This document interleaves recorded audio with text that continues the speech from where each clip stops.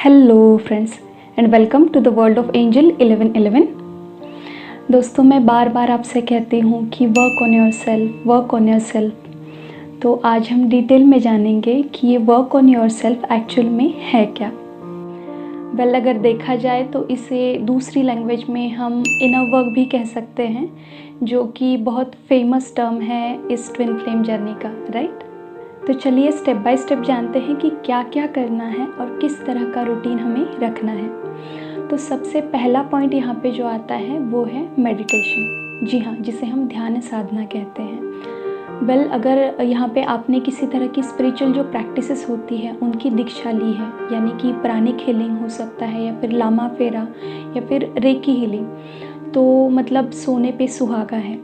क्योंकि कैसे होता है कि आप जो नॉर्मल मेडिटेशन करते हैं और किसी तरह की पावर आपके बॉडी में पुट करने के बाद आप जो मेडिटेशन करते हो, उन दोनों में ज़मीन आसमान का फ़र्क होता है।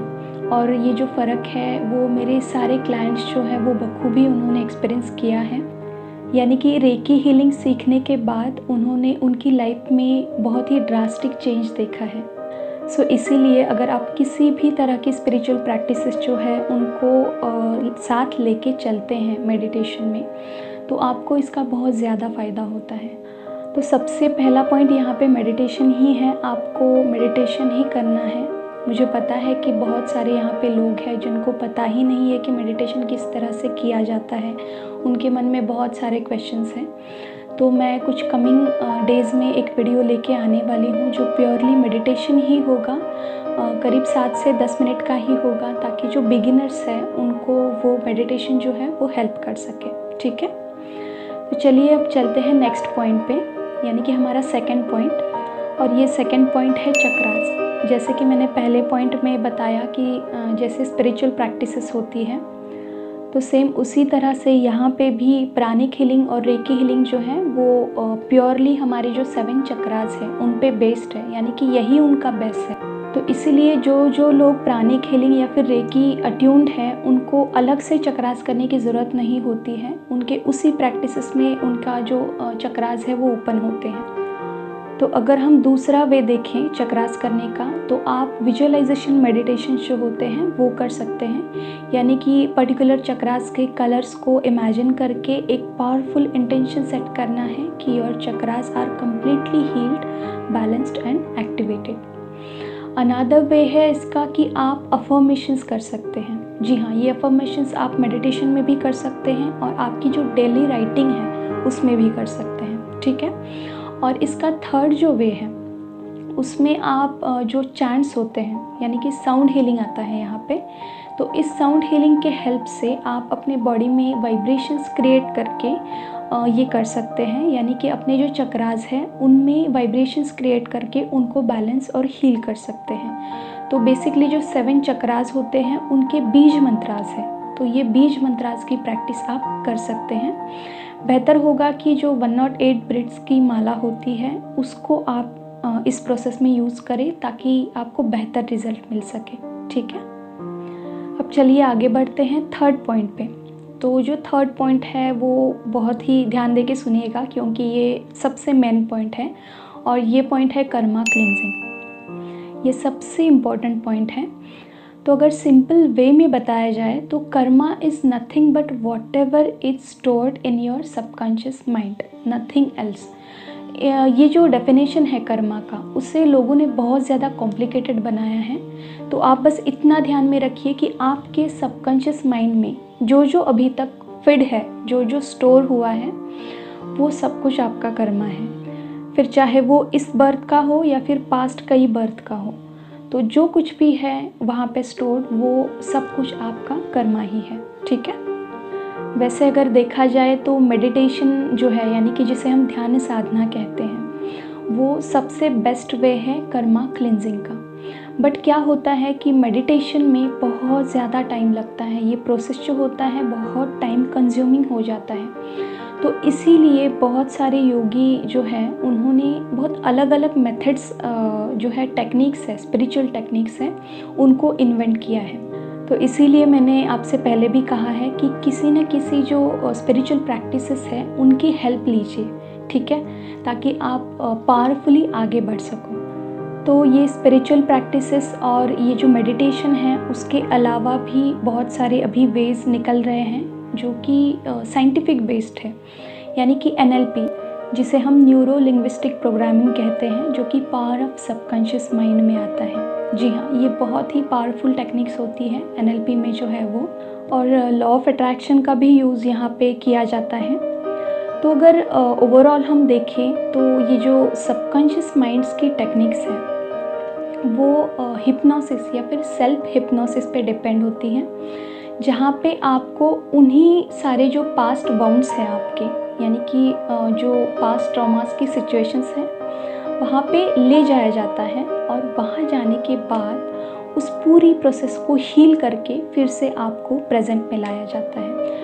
अगर देखा जाए तो सेम यही प्रोसेस रेकी हीलिंग में भी होती है, यानी कि रेकी हम पास्ट में भी जाके दे सकते हैं। तो जो भी कुछ ट्रॉमा है पास्ट का आपका, तो वहाँ पे जाके कुछ पावरफुल सिंबल्स वहाँ पे पुट करके आप उस पर्टिकुलर सिचुएशन को हील करके फिर से आप प्रेजेंट में आ सकते हैं। तो इस तरह से आपके सबकॉन्शियस माइंड को रीप्रोग्राम करना ये बहुत ही ज़्यादा इम्पॉर्टेंट है इनर वर्क में, ठीक है।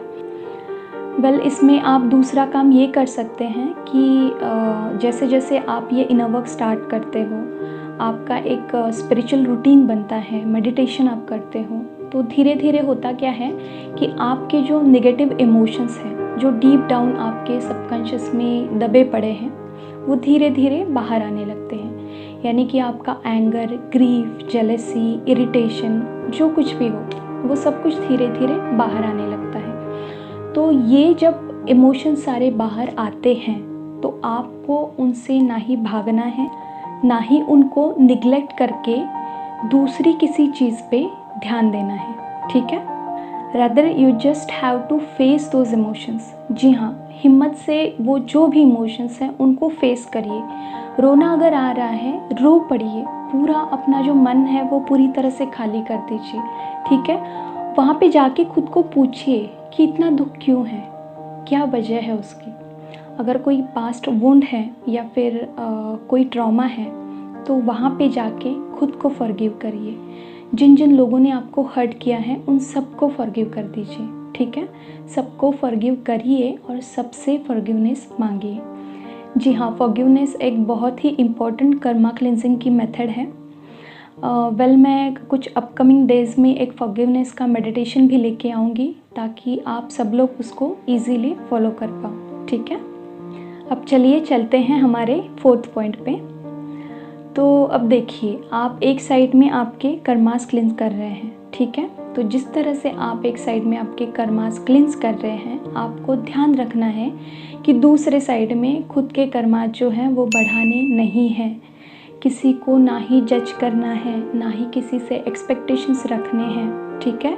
ना किसी को गुस्सा करना है, ना किसी को कर्स करना है। सबको ब्लेस करते जाना है, सबको फॉरगिव करते जाना है, सबको उनके कर्मास पे छोड़ देना है, ठीक है।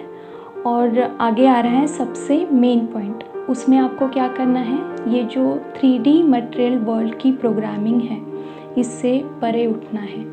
जी हाँ, इस फिज़िकल वर्ल्ड की जो भी गलत प्रोग्रामिंग है, यानी कि लड़कियां कमज़ोर होती हैं, लड़के कभी इमोशंस नहीं दिखा सकते, यानी कि लड़के कभी रो नहीं सकते, पैसा बुरा होता है, या फिर शादी से रिलेटेड और जो कुछ भी गलत प्रोग्रामिंग है, जैसे कि लड़की सुंदर या फिर गोरी होनी चाहिए, लड़का अगर है तो उसे गवर्नमेंट जॉब चाहिए, या फिर वो अच्छा कमाने वाला चाहिए, या फिर 2 अलग अलग कास्ट में, रिलीजन्स में शादी नहीं हो सकती, या फिर एज से रिलेटेड कोई गलत प्रोग्रामिंग है। और इनसे भी परे, यानी कि डीप जाके अगर हम देखें तो जो मेंसेस आने के बाद लड़कियां पूजा नहीं कर सकती, मंदिर नहीं जा सकती, तो ये सारी जो गलत प्रोग्रामिंग है इनमें हमें नहीं फंसना है बिल्कुल भी, ठीक है। और मुझे बताइए कि ये जो मेंस्ट्रुअल साइकिल है वो ख़राब कैसे हो सकता है? उसी से ही तो जीवन बनता है, नए जीव की निर्मित उसी से ही तो होती है, तो वो ख़राब कैसे हो सकता है? तो अगर आपके कल्चर ने, आपके सराउंडिंग ने, सोसाइटी ने अगर आपको किसी इसी तरह के प्रोग्रामिंग दी है जो कि बहुत ही गलत है, तो सबसे पहले ये जो बिलीव्स हैं उनको पूरी तरह से रिलीज़ कर दीजिए। ठीक है, तो चलिए अब चलते हैं हमारे 5th पॉइंट पे, जो कि है सेल्फ लव। अगर आपको इसका डिटेल वीडियो देखना है तो नीचे डिस्क्रिप्शन बॉक्स में इसकी लिंक है, तो आप वहाँ पे जाके इसको डिटेल में देख सकते हैं। तो सेल्फ लव में आपको खुद को टाइम देना है, सेल्फ ग्रूमिंग करनी है, खुद की हेल्थ का ख्याल रखना है, अलॉन्ग विथ आपको मिरर वर्क भी करना है। मिरर वर्क बहुत ही बेहतर आपको रिजल्ट देता है। ठीक है, और हाँ, यहाँ पे एक और इम्पॉर्टेंट पॉइंट कि आप जो कुछ भी इनर वर्क कर रहे हो वो एक तरह का सेल्फ लव ही है, क्योंकि आप खुद को इवॉल्व होने में टाइम दे रहे हो, राइट। तो ये समझिए कि आप जो रिचुअल करते हो, स्पिरिचुअल रिचुअल जो होता है, वो एक तरह का सेल्फ लव ही है। ठीक है, चलिए अब देखते हैं 6th पॉइंट, और ये जो 6th पॉइंट है ये है unconditional love. You have to do unconditional love to every creature on this अर्थ।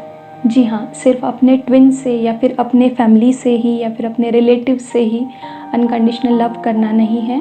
ये इस सृष्टि के हर एक क्रिएचर को आपको अनकंडीशनल लव करना है, सबको एक जैसा ही प्यार करना है। ठीक है, ना ही किसी को जज करना है, ना ही किसी से एक्सपेक्टेशंस रखने हैं, सबको ब्लेस करते जाना है, सबको फॉरगिव करते जाना है, सबका मंगल हो, सबका कल्याण हो, ये एक ही माइंडसेट रखना है।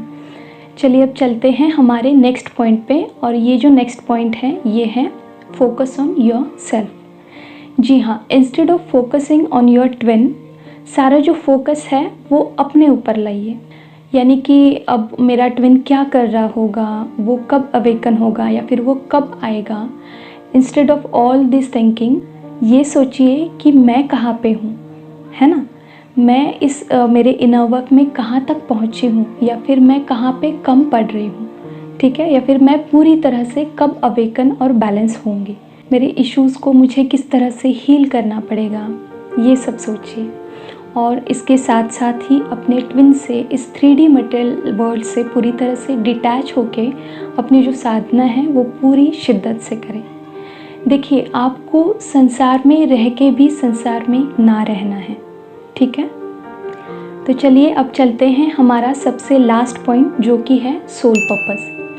तो as a twin, as a spiritual person, आपको एक जो सोल पर्पस है वो बाय डिफ़ॉल्ट मिल ही गया है, यानी कि इस मदर अर्थ को सर्व करना, राइट। इस मदर अर्थ की वाइब्रेशंस को या फिर ये जो मैट्रिक्स है इसको चेंज करने में हेल्प करना। तो बाय डिफ़ॉल्ट ही आप में लाइट वर्कर और एम्पैथ की खूबियाँ होती हैं, बट इसका मतलब ये नहीं है कि सबका जो लाइफ पर्पस है वो यही हो। आपका लाइफ पर्पस जो है वो अलग भी हो सकता है। जिस तरह से संत कबीर ने कपड़े बुनते बुनते अपने परमात्मा को पाया, और जो गोरा कुम्हार है उन्होंने वो मिट्टी के जो मटके थे उनको बनाते बनाते अपने परमात्मा को पाया।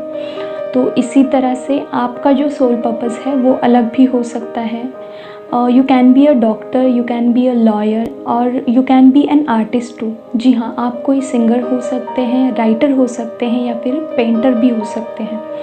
तो सोल पर्पस बेसिकली ये होता है कि जो आपके सोल को सुकून दे।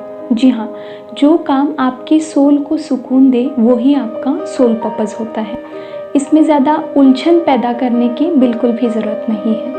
तो अगर आप कोई ऐसा काम कर रहे हैं जहाँ पे आपका सोल बिलोंग नहीं करता, आपको वो काम पसंद नहीं है, फिर भी आपको पैसों के लिए वो करना पड़ रहा है, तो डेफिनेटली वो आपका सोल पर्पस नहीं है। बट अगर आपके पास कोई ऐसा काम आता है जहाँ पे आपको पैसा भी कम है, यानी कि पैसा भी कम ऑफ़र हुआ है, बट स्टिल आपको वो करने में बहुत ही सुकून मिलता है, तो वो आपका सोल पर्पस हो सकता है। ठीक है, तो इस पॉइंट में मेनली आपको इस मदर अर्थ को सर्व करने में अपना कंट्रीब्यूशन देना है। ज़रूरी नहीं है कि आप वो पैसे से ही करो। ठीक है, यानी कि सिर्फ डोनेशन देना ही सर्विंग नहीं होता है, आप सेवा भी कर सकते हैं। ठीक है, लोगों की हेल्प कर सकते हैं जो भी मुश्किल में हैं, और समाज के लोगों को स्पिरिचुअलिटी में या फिर मेडिटेशन में लाना, ये सबसे बड़ा सोल पर्पस है। तो किसी न किसी तरीके से लोगों की हेल्प करते रहिए, ठीक है। और हाँ, अगर आपको किसी तरह का मेडिटेशन या फिर हीलिंग टेक्निक सीखनी है या फिर स्पिरिचुअल गाइडेंस चाहिए हो तो इस नंबर पे मुझे व्हाट्सअप कर सकते हैं। तो चलिए आज के लिए इतना ही। खुद का ध्यान रखिए, खुद को सेफ रखिए। God bless you all of you. Deep thanks to reiki angel, doctor Mikao से and all holy masters. Thank you.